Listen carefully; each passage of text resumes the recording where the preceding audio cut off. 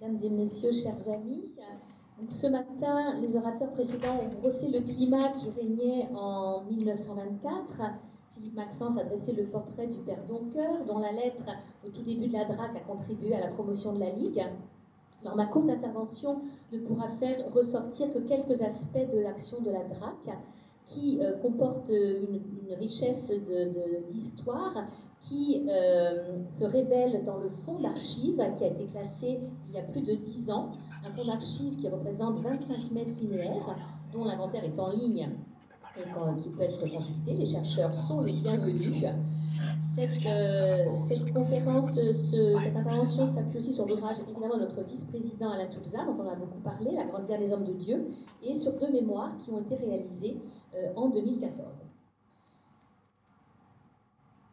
L'association a pour objet la reconnaissance des libertés individuelles des religieux anciens combattants et de leurs droits civiques, rendus plus incontestables que jamais par leur loyalisme au service du pays. Ainsi est rédigé l'article 2 des statuts de la Ligue qui vient d'être fondé en ce 2 août 1924 autour de Don François Moreau, moine de Ligugé, héros de la Grande Guerre.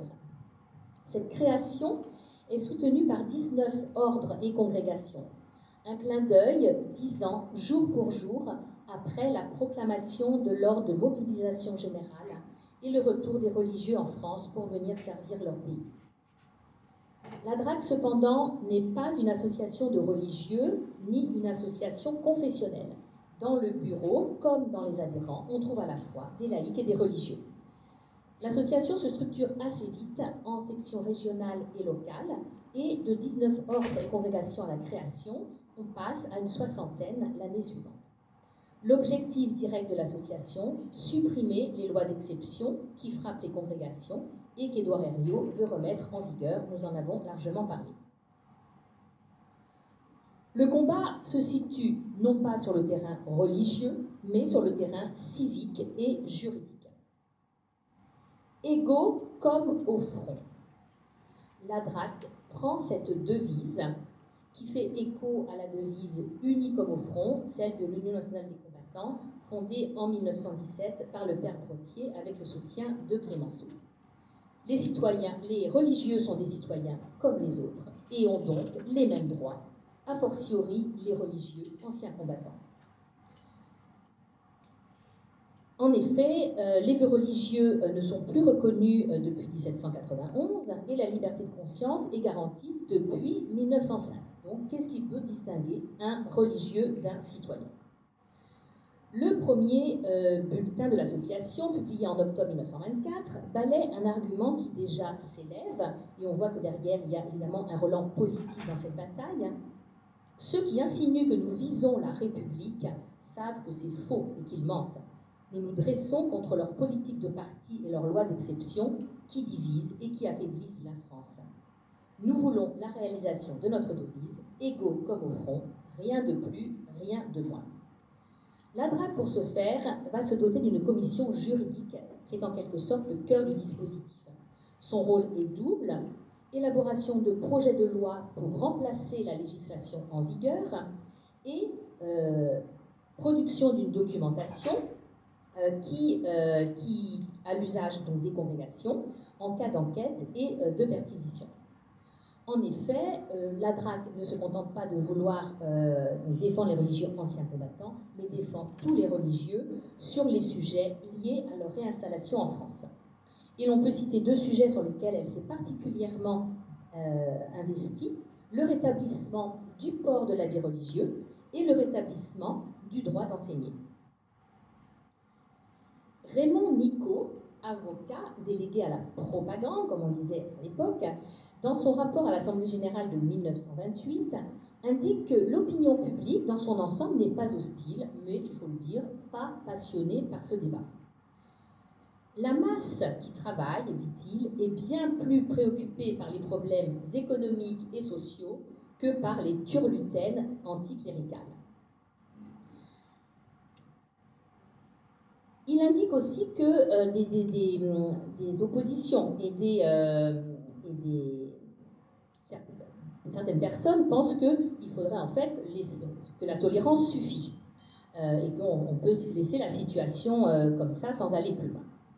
Non, ce n'est pas la tolérance que nous réclamons, c'est le respect et la reconnaissance d'un droit. D'autres disent, vous réveillez l'anticléricalisme, et le gouvernement ne pourra plus se montrer aussi tolérant qu'il l'eût désiré. Il répond, toutes les fois que nous nous sommes fait moutons, le loup nous a mangés. Quand nous avons pris figure de chien, montré les crocs et aboyé, il a reculé. Le moyen est donc bon. Alors, continuons et montrons les crocs et ne bêlons pas.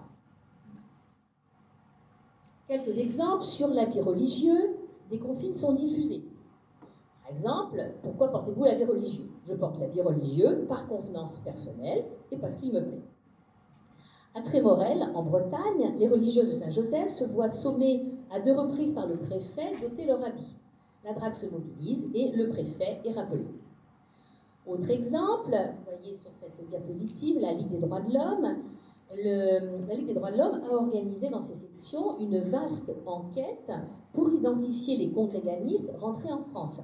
Ça rappelle curieusement la fameuse affaire des fiches au début du siècle qui visait les officiers catholiques. La drague proteste, propose à la Ligue des droits de l'homme un débat, comme vous le voyez sur cette affiche. Elle porte l'affaire devant les tribunaux et gagne en appel. L'arrêt de la Cour qualifie même de provocation les instructions données par la Ligue des droits de l'homme.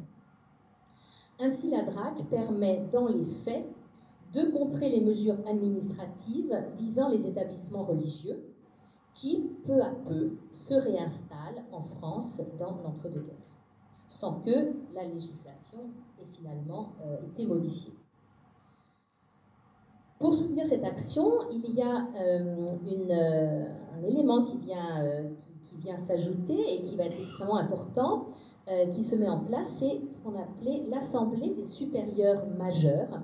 Ce sont les supérieurs des congrégations qui finalement apparaissent comme la tête pensante de la DRAC, qui donnent des orientations générales, trouvent des fonds auprès des congrégations, parce que toutes ces actions, elles ont évidemment un coût, et qui soutient l'association de ces prières.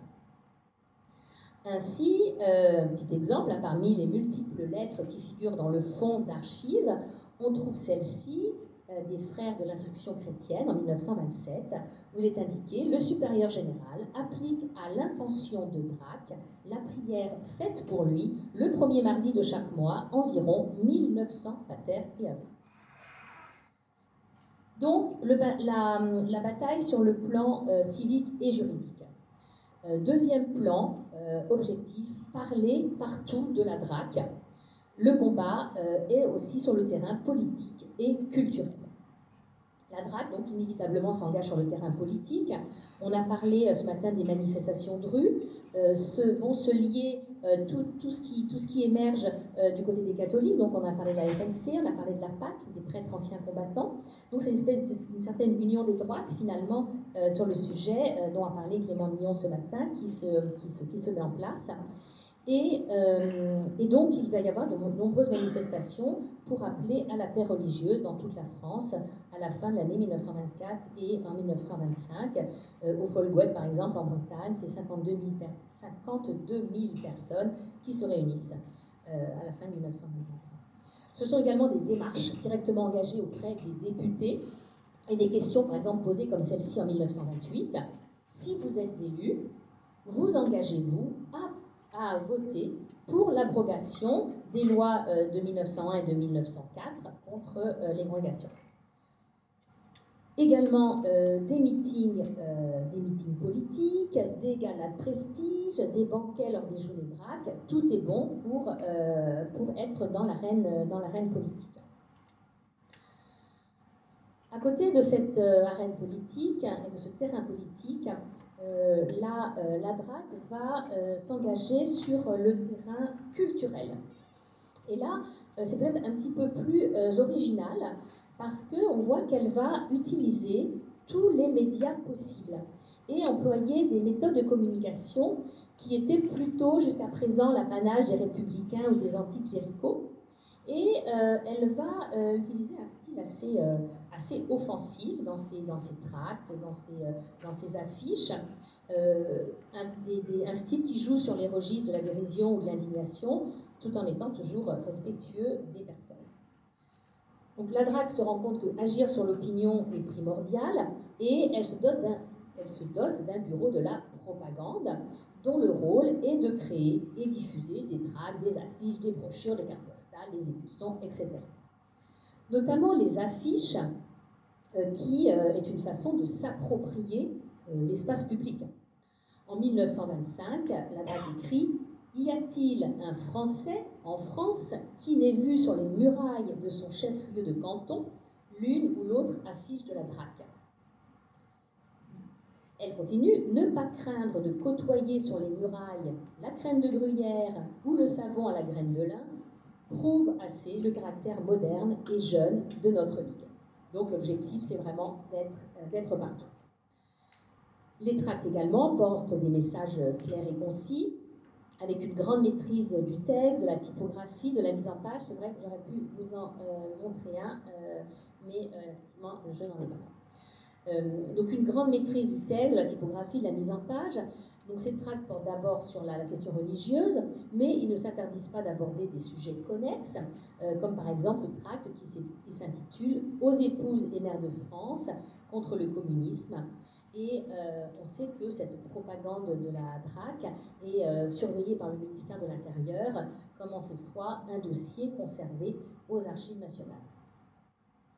Alors arrêtons-nous un peu sur les films. Alors là aussi la DRAC est assez novatrice parce qu'à l'époque, beaucoup étaient réticents, notamment dans la sphère religieuse, sur ce nouveau média qu'était le cinéma. Mais la DRAC voit dans les films, je cite, le plus efficace moyen de propagande. Donc elle a tout à fait vu le parti qu'elle pouvait prendre et voilà, le bénéfice qu'elle pouvait gagner à ce moyen. Donc elle sort en 1927 le film dont vous voyez l'affiche à l'écran, Les religieux de France, qui présente la vie et l'œuvre des religieux en 2h30 de projection. Alors évidemment, à l'époque, les films sont muets, mais un commentaire passe au fur et à mesure que défile le film. On y trouve des passages poignants, comme le défilé sous l'Arc de Triomphe, ou la partie sur les monastères vides, la Grande Chartreuse, le Mont-Saint-Michel, le Canigou. Vous voyez les différentes parties de ce film. Il y a prière et mission, enseignement, travail, charité, que ce soit en France ou à l'étranger. Donc à chaque fois avec des exemples. Ce film se termine sur une note d'espoir, ils reviendront. Le film se décline aussi sous la forme de conférences qui utilisent des vues fixes.